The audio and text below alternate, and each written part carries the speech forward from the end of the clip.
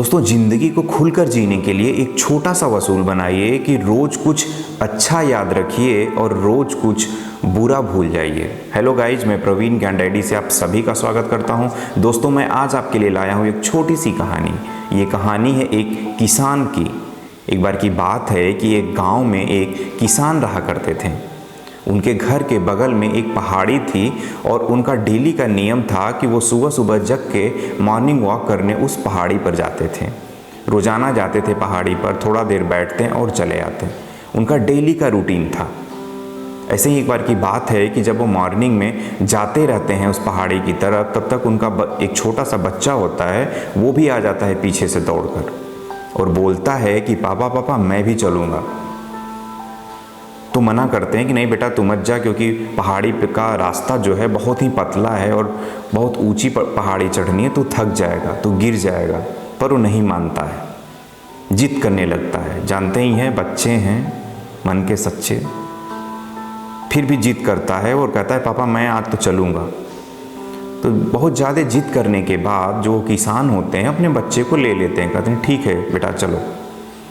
तो जैसे ही वो थोड़ी दूर जाते हैं और थोड़े ऊपर चढ़ते हैं, क्योंकि रास्ता बहुत पतला होता है और उसके बिल्कुल दाहिने तरफ बिल्कुल खाई होती है, तो बोलते हैं अपने बच्चे से कि बेटा संभल कर चलो। और जैसे ही जहाँ पे ऊपर बैठते हैं वहाँ पहुँचने वाले होते हैं, तभी वो एक रास्ते पे एक छोटा सा पत्थर होता है। एक्चुअली वो तो रोज़ जाया करते हैं इसलिए उनको रास्ता पता होता है, वो तो निकल जाते हैं। लेकिन जो बच्चा होता है वो उसको उस पत्थर से ठोकर लगती है और वो गिर पड़ता है। और गिरते ही उसके मुंह से जोर से उसकी चीख सुनाई देती है, आ आ। और जैसे ही चीखता है उस पहाड़ी पर में जाके गूंजती है उसकी आवाज़, आ की आवाज़ जोर से गूंजने लगती है। तो बच्चा बहुत शॉक्ड रह जाता है। एक्चुअली कभी भी वो खुद की आवाज़ नहीं सुना होता है। तो जैसे ही आवाज़ गूंजती है वो बिल्कुल शॉक्ड हो जाता है कि मेरी तरह आवाज़ कौन निकाल रहा है। तो ज़ोर से चिल्ला करके पूछता है कि तुम कौन हो, कौन हो, कौन हो। ऐसे ही बिल्कुल पहाड़ी में आवाज़ गूंजती रहती है, जो बोलता है वही सुनाई देता है। और वो बिल्कुल शॉक्ड रह जाता है। वो सोचता है कि मेरी तरह कौन आवाज़ निकाल रहा है।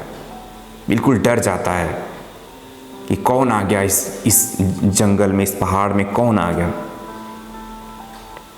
अपने पापा से पूछता है कि पापा हो क्या रहा है, हम समझ नहीं पा रहे हैं, ये कौन मुझे बुला रहा है कि तुम कौन हो।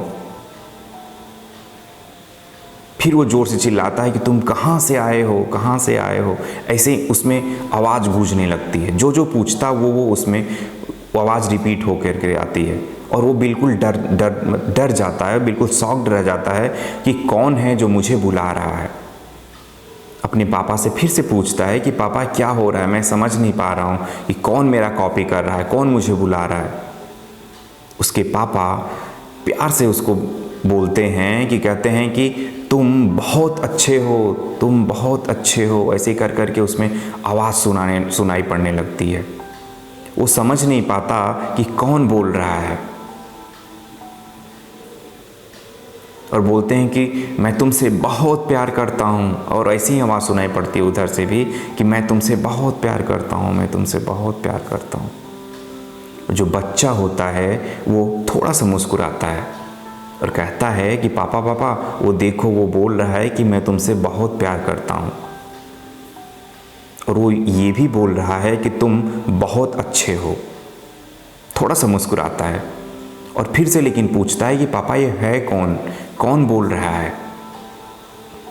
तो उसके पापा थोड़ा सा मुस्कुराते हैं और अपने बेटे को जवाब देते हैं। कहते हैं कि बेटा हमें इन पहाड़ों से सीखना चाहिए। ये जो आवाज़ सुनाई दे रही है ये बिल्कुल तुम्हारी ही आवाज़ है। जो तुम बोल रहे हो वही रिटर्न में वो तुमको आवाज़ वापस कर रहे हैं। अगर तुम अच्छा बोल रहे हो तो वहाँ से भी अच्छी आवाज़ आएगी, और अगर तुम बुरा बोल रहे हो तो वहाँ से बुरी आवाज़ आएगी। और बेटा वैसे ही ज़िंदगी है हमारी। अगर हम ज़िंदगी को बुरा मान लेते हैं तो ऑब्वियस सी बात है कि ज़िंदगी बुरी ही बन जाती है। और अगर हम ज़िंदगी से प्यार करते हैं तो वो ज़िंदगी भी आपसे प्यार करने लगती है। बहुत ही प्यारा सा संदेश देते हैं अपने बच्चे को। और थोड़ी दूर और ऊपर जब चढ़ाई पर जाते हैं वो बच्चा उस बात को समझ जाता है।